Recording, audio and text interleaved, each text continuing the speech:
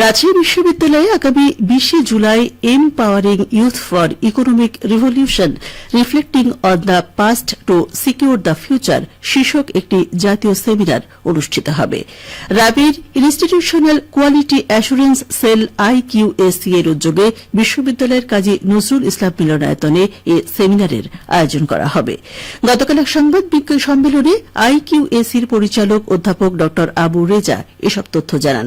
সংবাদ সম্মেলনে অধ্যাপক আবু রেজা বলেন, উচ্চশিক্ষিত বেকার নয়, জনশক্তি, এই স্লোগানকে সামনে রেখে সেমিনারের আয়োজন করা হচ্ছে, যার মূল লক্ষ্য হল দেশের বিপুল সংখ্যক শিক্ষিত বেকারত্বের চ্যালেঞ্জ মোকাবেলা করে শিক্ষার্থীদের বাণিজ্য ও শিল্পায়নের মাধ্যমে নিজেদের কর্মসংস্থান সৃষ্টিতে উদ্বুদ্ধ করা।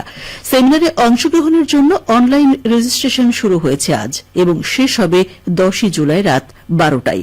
অগ্রাধিকারের ভিত্তিতে রাজশাহী বিশ্ববিদ্যালয়ের 600 জন শিক্ষার্থী ও 200 জন শিক্ষক রেজিস্ট্রেশনের সুযোগ পাবেন।